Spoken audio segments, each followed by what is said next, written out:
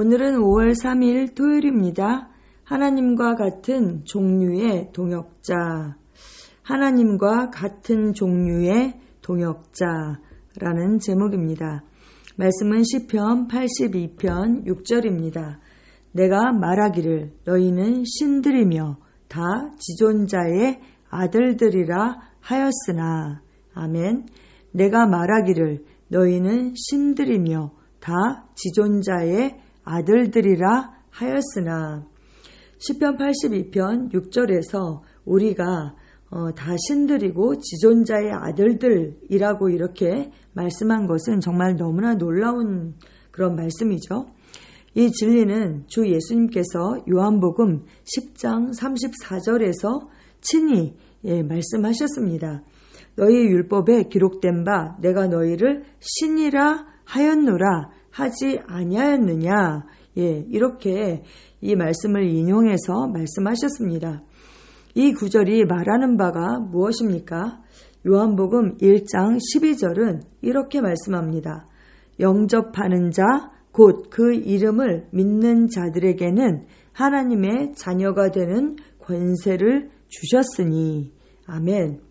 여기서 하나님의 자녀가 되는 권세를 주셨다 했을 때 이 자녀, 아들, 이런 말들이 성경에 많이 있잖아요. 그게 우리가 배운 대로 헬라어에 이 자녀나 아들을 뜻하는 단어가 몇 가지가 있는데, 그게 하나는 테크논, 그래서 그 생물학적, 그런 실제적 아들이라는 그런 뜻을 가지고 있고, 또 네피오스는 어린아이, 갓난아기를 뜻하는 것이고, 또 휘오스는 성숙한 아들을 뜻합니다.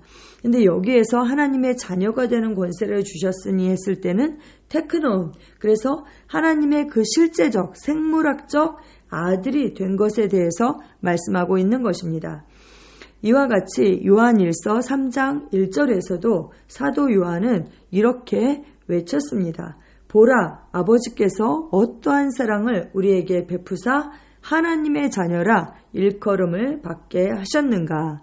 여기에서도 이 하나님의 자녀 했을 때 테크논이라는 단어를 쓰고 있습니다. 우리가 하나님의 그 생물학적 자녀가 되었다니요. 정말 너무나 놀라운 말씀입니다.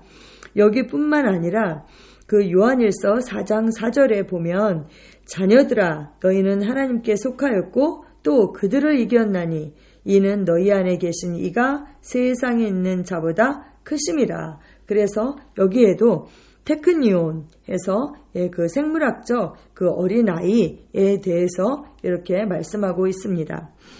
할렐루야. 사도 바울은 갈라디아 교회에 보낸 아름다운 편지에서 다음과 같이 말했습니다. 너희가 아들인 고로 하나님이 그 아들의 영을 우리 마음 가운데 보내사 아빠 아버지라 부르게 하셨느니라. 그러므로 내가 이후로는 종이 아니요 아들이면 아들이니 아들이면 하나님으로 말미암아 유업을 이을 자니라. 아멘 아멘. 여기서 아들은 사실 휘오스, 성숙한 아들을 말하는 거예요. 그 아들의 영을 우리가 가지고 있다. 그래서 하나님을 아버지라고 부른다. 그래서 우리가 그 상속자, 후계자, 유업을 이을 자가 되었다. 아무에게나 그 상속자가 되게 하지는 않잖아요. 우리가 바로 그 아들이 되었다. 법적인 아들, 후계자가 되었다. 이렇게 성경은 말씀하고 있습니다. 그러니까 우리가 법적으로도 아들이고 실제적, 생물학적으로도 하나님의 아들이 된 것입니다. 아멘 아멘. 따라서 예수님께서 우리가 신이라고 말씀하셨을 때 그분은 우리의 신성한 출생과 그 본성에 대한 진리를 드러내신 것입니다. 베드로후서 1장 4절은 선포합니다. 이로써 그 보배롭고 지극히 큰 약속을 우리에게 주사 이 약속으로 말미암아 너희가 정욕 때문에 세상에서 썩어질 것을 피하여 신성한 성품에 참여하는 자가 되게 하려 하셨느니라. 아멘. 신성한 성품에 참여하는 자, 다시 말하면 그 하나님의 생명과 본성에 참여하는 자가 되게 하셨다. 이렇게 말씀하고 있는 것입니다. 이는 당신이 이제 하나님과 같은 종류의 존재라는 뜻입니다. 아멘. 예수님께서 그 십자가에 달리신 이유가 신성 모독죄로 그렇게 재판에 넘겨지시게 된 거죠. 신성 모독죄, 왜 그런 죄목을 갖게 되었을까요? 하나님을 아버지라고 부르셨기 때문입니다. 하나님을 아버지. 아버지라는 것은 같은 종류다. 결국 생명이 같다는 거잖아요. 아버지와 아들이. 그래서 그 같은 종류다. 아니 네가 어떻게 인간의 몸을 입고 있는데 네가 어떻게 하나님이야. 이렇게 네가 어떻게 하나님을 아버지라 부를 수 있어. 이것은 신성 모독이다. 이렇게 생각했던 것이죠. 네, 그렇습니다.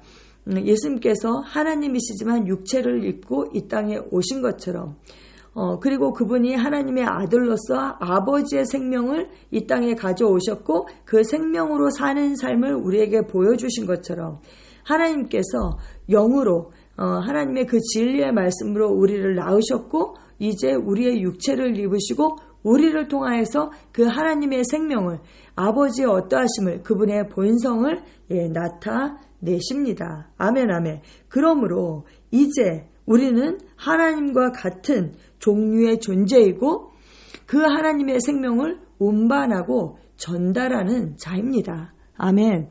예수님께서 그 아버지의 어떠하심을 보여주신 것처럼 세상 사람들은 영적으로 죽어있기 때문에 영이신 하나님을 알 수도 없고 볼 수도 없죠. 그래서 우리를 통해서 그 아버지의 어떠하심을 나타내십니다. 아멘. 이 얼마나 복된 실제입니까?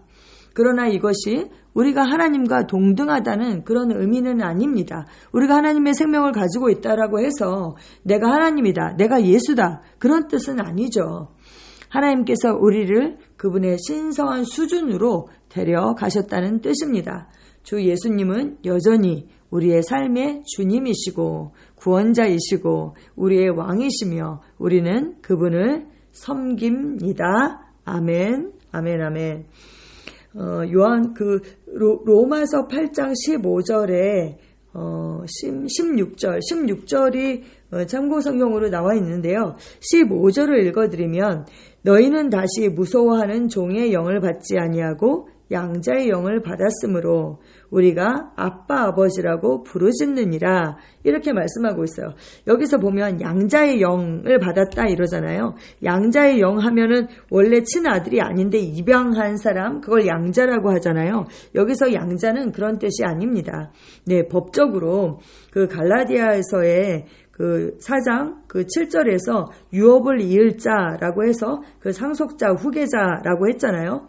그것처럼 우리가 그 법적으로 후계자가 되는 거, 그것을 이제 양자다 이렇게 표현하는 거거든요.